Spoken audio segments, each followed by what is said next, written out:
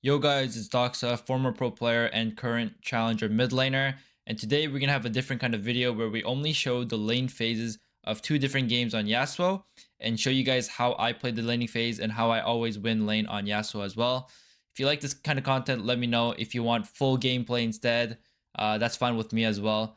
I'm just trying something new here. I hope you learned something, and if you do, please give me a like and subscribe, and I'll see you next time. We're playing Yasuo here against Xerath, and they actually have a Maul fight, and we kind of have an like all AD team comp, so it's gonna be quite scary, I'm not gonna lie. But okay, Aatrox dropping a control word here at the Raptor is interesting. Usually I'm the one, or the jungler is the one that drops control words here, but I guess he just wants to be helpful for the team. Level 1, I'm actually going to start E here and look to dash through the minions with my E stacks and look to do damage to him. So you already see him kind of like stepping up. He actually is pushing the wave quite fast. So I'm going to change my game plan a little bit, and instead of dashing in immediately and looking to fight him, I'm going to let the wave push into me. Level 1 to level 3, like Yasuo is like insanely stronger than Xerath, and just throughout the laning phase he's just way stronger than him. So I want him to like push the wave in towards me, and when the wave is like pushed in enough, or if I see like a trade angle, a good one, I will just look to fight him. Doing my best to just only last hit right now. Okay, last hit only, last hit only. The wave is definitely pushing into me. I'm being very patient. Yeah, I could have traded with him. Yeah, I could have had a better like HP advantage on him, but I'm setting up for something bigger than that, which is a possible freeze into denial, into just a bigger chunk than what I would have gotten if I were to trade with him earlier. Okay, so he's trying to link that. Okay. Now that's a good trade. That's why we let him push in. And now we're gonna look to hold this freeze here. We're gonna attempt to hold this freeze. I'm gonna slim this down a little bit. And honestly, I'm gonna win wall here, so the minions don't do damage. Early game minions do a lot of damage to champions. So win walling the minion damage is essential. And then here we have this freeze going now. And he's gonna have to step up for the minion wave, which then we will possibly look to poke him like this.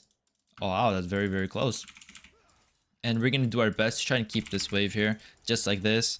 I mean, the turret kind of ate one of the minions, which kind of sucks, but okay, ate another one. But we still have these minions here to work with. As long as there's more than 3, it's always, you can always look to freeze it. So there's 3 right now. We can still look to freeze this here. Let's just last hit only here with our Q, so we can get our Q stack.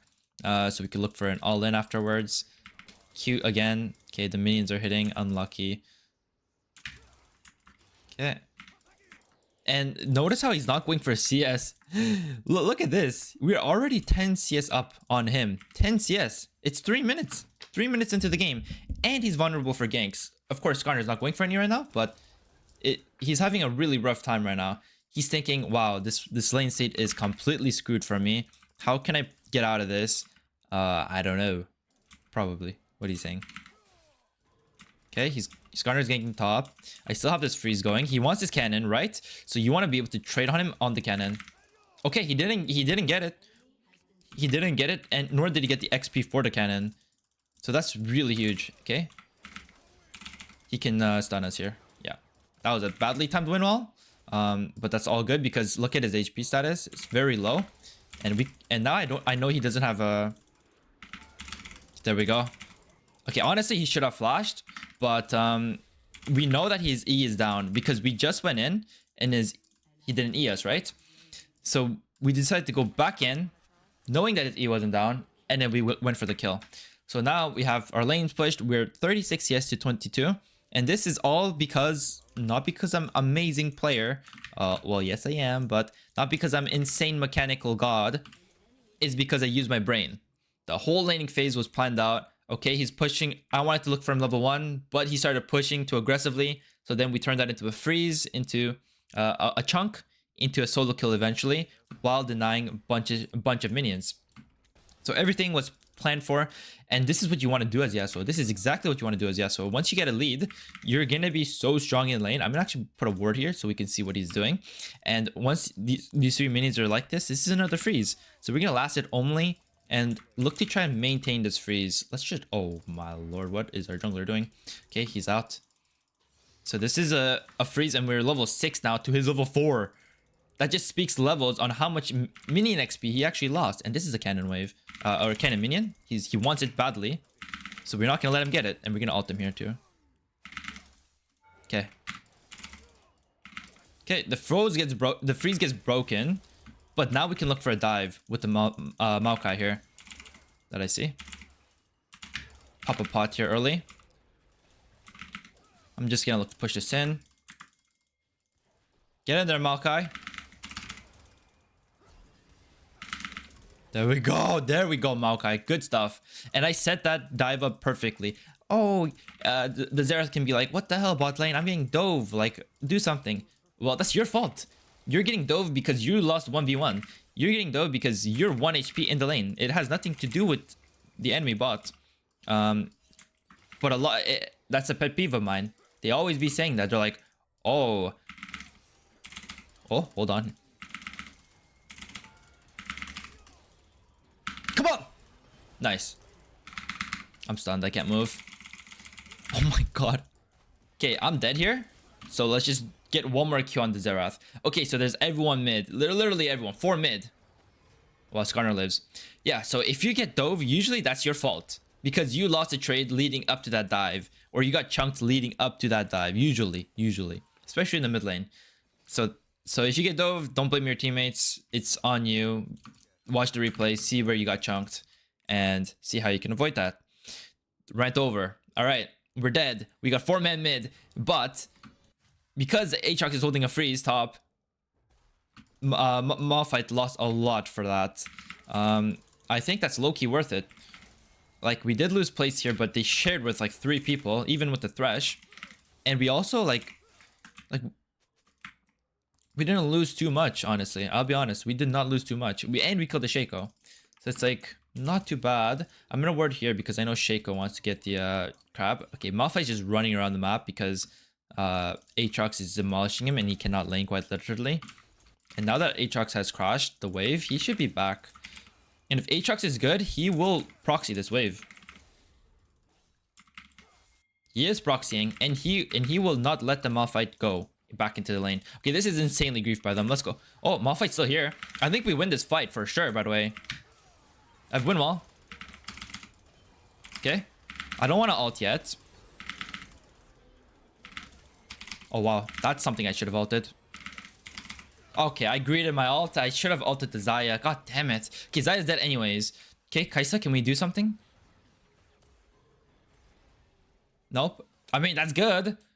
I don't know why Aatrox stopped proxying, but that's good anyways. So in hindsight, we mechanically misplayed. We couldn't get our ult off. We were being way too greedy with it. It happens. It happens to the best of us. But the result itself was actually not that bad. And this Malphite is going to be completely out the game. He picked Malphite because it was very good against our comp. We have lots of 80 damage and we lack AP. But being this far behind, it don't matter how much armor he builds, he's going to be behind the entire game. And he's going to be squishy because he's behind, regardless of how much armor he stacks. Unless it gets super late game, which I don't see that happening. Or I hope doesn't happen. And we're going to drop a ward here. Make sure we're not getting ganked by the Shaco. He looks like he's actually in the top lane here. Xerath is kind of walking up a little bit too far from my liking, honestly. I'm going to try to trade with him here. Okay, I see Shaco. Don't worry, I see him. I placed a very nice ward for him. He wants to gank me really badly here. I'm going to try to bait him into ganking me. Yeah, and I'm an EOA. There we go. Wasted his time. Okay. We can lifesteal that. Oh boy. Oh boy. Malphite. Oh, I see Malphite. Okay. We cannot bait a Malphite gank because he will just ult us and we'll just die. He's on a controller right now. What we can do is look to one-shot this wave here. And get the hell out of here because we know Malphite's coming. Yep, there he is. We saw him. So we need to respect this, and he is constantly losing top lane. So you know what? The main character of this game is going to be Aatrox. The map is low-key suffering because Aatrox is holding that freeze, but as long as we don't die to the ganks, Aatrox should be in a very good position. So we didn't die to it. We even helped leash Skarner because we had nothing to do there. There's no way I'm going to show up mid lane without knowing where the Malphite is. Now that I see him though, I will be able to walk up and maybe hit this. Oh, unlucky. And the Shaco could be behind, on the bot side of us right now. And they're pinging MI again, so we're gonna completely back off. Completely back off. Don't fight. Don't try to 1v2. Okay, now I see my fights. Now Shaco can be here. I am confident that I can 1v2 Shaco and the Xerath with my win wall and exhaust that I have right now. So I'm gonna just be able to confidently look for trades here.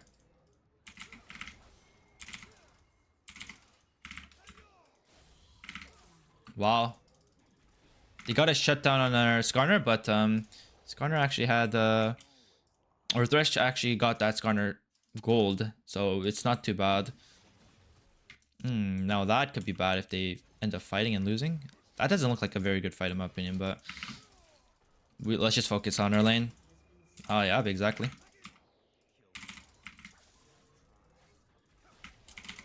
Okay. Wow.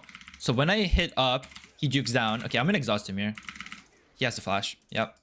Exhaust for flash, I'll take that all day long. I see Shaco bot, which is why I'm playing super aggressive right now.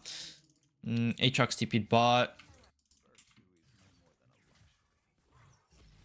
He gets nothing as well. Damn it. We know Xerath is low. Let's actually make sure our Qs are stacked before we actually step up to this tower. So if we hit our Qs, we can ult. And we can also zone him off at the same time. Okay.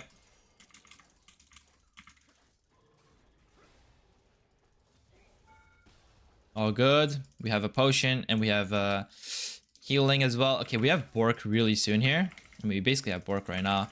So I kind of want to get it, but at the same time, I don't want to lose. I kind of want to get that plate as well. Whoops. But Malphite's not showing. Yeah, no way. No way I'm stepping up to this tower plate and potentially dying when I could just base right now for Bork. So I'm going to go ahead and do that. It's a very slow-paced game, this game is. And it's a very disciplined game. And when it's a very disciplined game, you have to make sure that you're not doing anything crazy and that you actually go with the flow and not force anything that's unnecessary. The second you force stuff is the second you will actually just end up throwing and losing and coin flipping. And you will just be super inconsistent player. And if you want to get good at solo queue, you need to be a consistent player that makes consistent plays constantly. And Malphite's missing. And I'm going bot side because I'm terrified of what this Malphite can be doing right now. I control word here to make sure that okay, they're all coming. This is a 5-man here. This is actually terrible for us. I'm not gonna lie. This is really bad. We need to get the fuck out. This is all man for themselves. Like everyone run. Like this is completely over. GG'd. They all die. They all die. I thought 2 would die, but Kaisa ends up dying too. But look at me. I saved myself because I know that this is completely losing. So here's I mean, if Aatrox does not 1v9 this game, we're all reporting him, by the way. He needs to 1v9 this game because every time Malphite roams, he gets an extra wave, right? So, like, the amount of extra gold he's gotten, he needs to do something with that resource. Now, if Malphite roamed all this much, got all these kills, and still proceeded to, like, be more useful than the Aatrox, then we definitely have a big problem in our hands. Hopefully that's not the case. I hope this Aatrox is getting extremely fed. I mean, see what he does. Okay, not bad.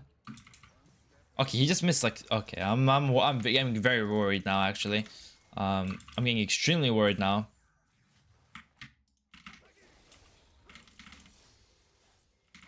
Xerath can ult top. Actually, I don't want him to.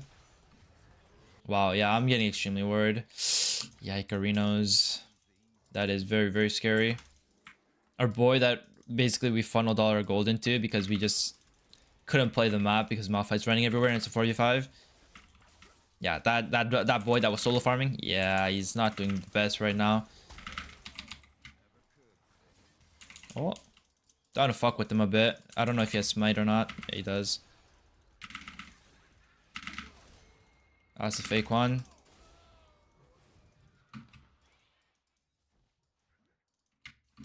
He's at red buff. Can we go? He has no... Oh, shit. Yeah, maybe not. Oh, that's rough. I mean, there's 3 people here. We don't really know where the... Hold on.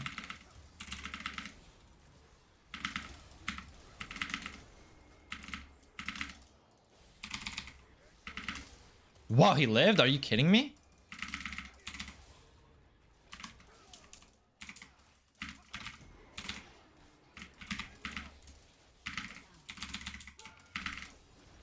Are you kidding me? Oh, I autoed the turret, but like I wasn't in auto range of the Thresh anyways. Oh my lord. They literally had everything. Like, oh my god, that was so unlucky, bro. Damn. That was extremely unlucky. I mean, okay, Kaisa got a shutdown as well. I mean, on the bright side, because Thresh was mid, Cheika was also mid earlier, or near mid with the Raptors. We actually ended up killing and getting the shutdown on the Zaya, and we got turret here, which actually happens to be first tower.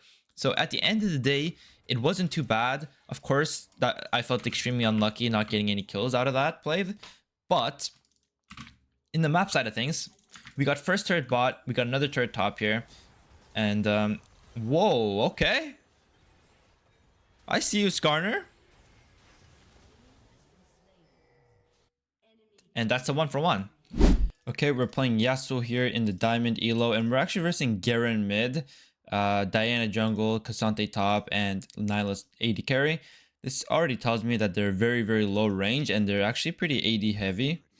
So that's something to keep in mind of. And I'm going to start Q level 1. Usually against range champions, I like to start E level 1 with Yasuo, get those E stacks up, and look to jump on them and auto them to death. But against melee matchups, most of the time you want to start Q. And level 1, you're actually very strong. So I'm going to walk up and do a little auto Q auto trade here. And then possibly look for a... Yeah, unlucky. And I will just slowly start slow pushing this wave here. And trying to get CS while trying to poke him as well. Okay, no problem. Our Q comes up pretty decently fast. So, oh, he's stepping up way too far. We're just going to exhaust him here. Okay, unlucky. We got a nice trade on him, but like we didn't get too much out of it. And it's actually my bad because I did not see that he had what is he doing? I did not see that he had a Storm Raider Surge, so he actually just ran away from me after he procced that. So that's completely on me. So he has an ignite advantage on me, which is like quite bad, I would say, but it's okay because I have an HP advantage on him. Juke down? No. Okay. And we're gonna keep pushing this lane in, and I'm gonna put 2 points Q. When you're versing champions like Garen, where you just don't have anything to win wall, you want to put 2 points Q so your Q does more damage.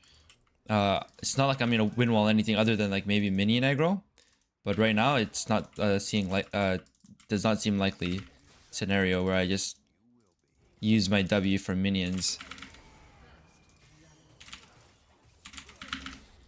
Okay, constantly pushing him in. There we go. And now that we push this in, we can actually look to get a little bit of a cheeky base here. He just used all his abilities on the wave too, but I'm gonna actually stay.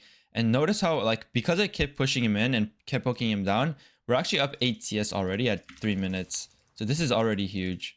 And I just want to make sure my Q comes back up before I trade with them. Okay.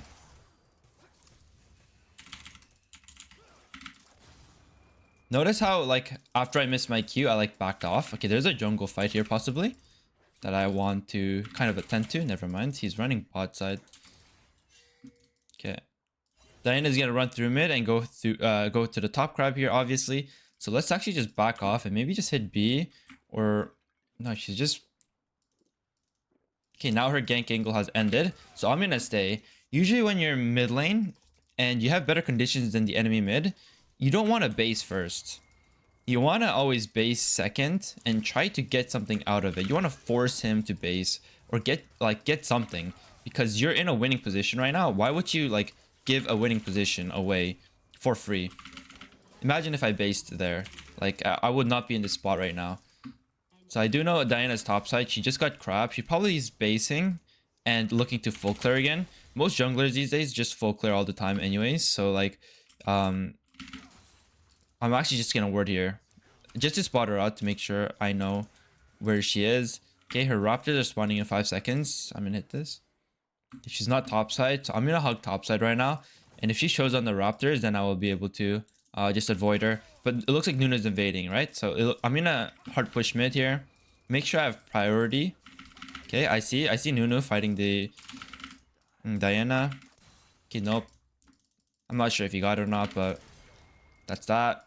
We're gonna walk up here actually and hit this turret. Q him. And we're constantly poking him. And it's 4 minutes, we haven't based. And he hasn't based either. And this just benefits the guy that's winning. Because when you're winning and in control of the lane, what happens is if there's a jungle fight, you get to go there first. Why? Because you have control of the lane. And if there's any sort of fights, you will have HP advantage. And when you're in this state, I can kind of bully him off the wave like this. And it's just very hard for him to CS. So basically like saying, hey, I want to base, but you're not basing. So I'm not basing. I'm in a winning situation. Why would I let you off the hook by basing? Because what happens is if I base, he will base too. And then the lane gets reset. And we all get to buy items. So like, I don't want to be in that position here. And we're just constantly going to push the wave and try to jail him forever, essentially.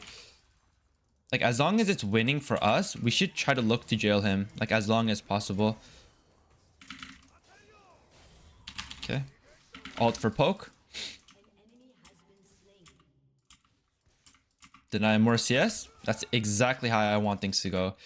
Look at this now. We have 60 CS. He has 35. And, like, the longer this goes on for, the better it is for me. And our Nunu's taking Dragon. If anyone tries to stop him from doing Dragon, I will be able to move first. Okay. I'm gonna ping and give him confidence. Okay, I don't have ulti. Diana's coming. I'm level 7. I'm full HP, by the way. Oh god. Oh my god. Why did he flash out, by the way? What the hell? Okay, now I have to flash out. That's really unfortunate.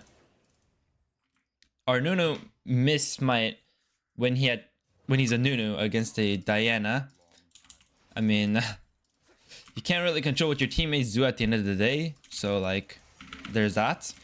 But we can control what we can do, which is we try to help him because we have prio and control over the lane and more conditions into Garen, and we still lost out on that, which happens, you know. It's just so lucky at the end of the day. Not everything's perfect. And notice how he's not basing. Yeah, we're not basing either, buddy. We ain't basing either. We're just gonna keep winning. We are just going to keep winning. Okay, he's trying to base now.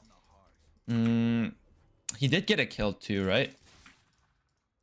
So yeah, we're just gonna try to keep him forever.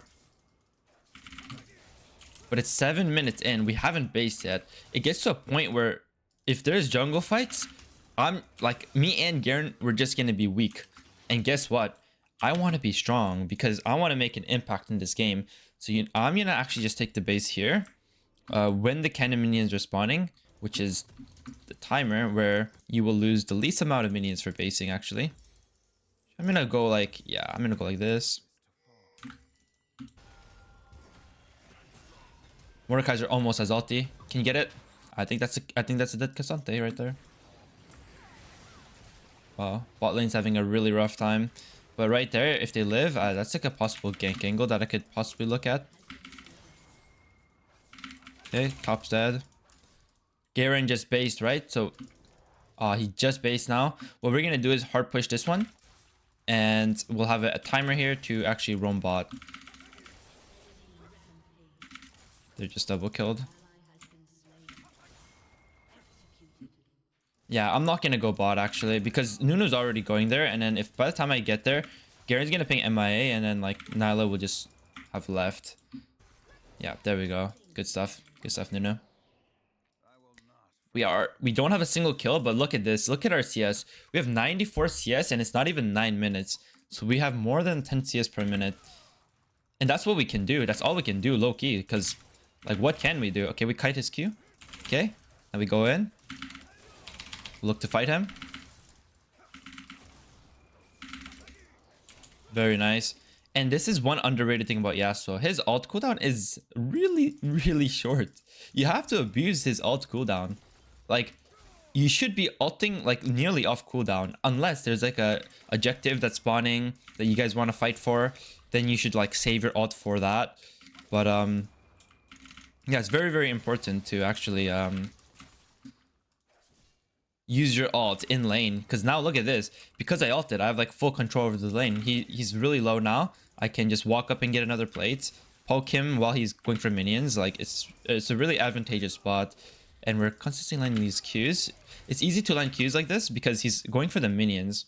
I know that he's going for the minions, so I Q where the minions are and where he wants to last it, and the chances of it land my abilities landing are much higher. Okay, really good trade. And then we're actually going to drop a ward here so we don't get ganked by Diana. And we're going to hit this blast cone, vision cone again. There she is. We spotted Diana. So now that we know she's topside, we're not vulnerable to any sort of ganks. And I think Garen based again here. So I'm going to push this and look for a base myself. Okay, we also have 3 grubs this game, which means that we can use that to actually split push later on. And be actually able to 1v9 without needing our team's help too much this game. I just saw Diana, I think, here. Okay, so we're very, very strong now. Bots completely destroyed. They're 1 and 8 total. We can't do anything. We can't find kills right now. So we're not forcing it. Remember, guys. Oh, can you hook him? Oh my god, he played this too vegan-y. I mean, this is not a kill, but I'm down to do damage to him.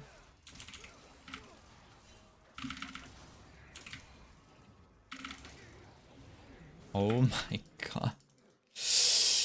Yikes. Okay, so what should happen right now is that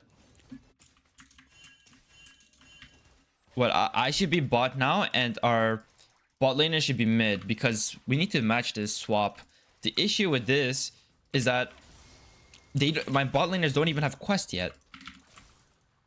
So if they go mid, they will not be able to get their quest for a very long time. Do I care about that? No, I don't. Let me just go bot here. Okay, so he's going mid. Okay, I don't know if he knows that his quest is not completed, and his quest is not going to get completed for a very, very long time if he's not bot lane. But I don't care. He's 0. My bot laners are 1 and 9. I'm going to do what's best for me. If Kalen's being cooperative like he is right now, I shall just go bot lane and look to split push.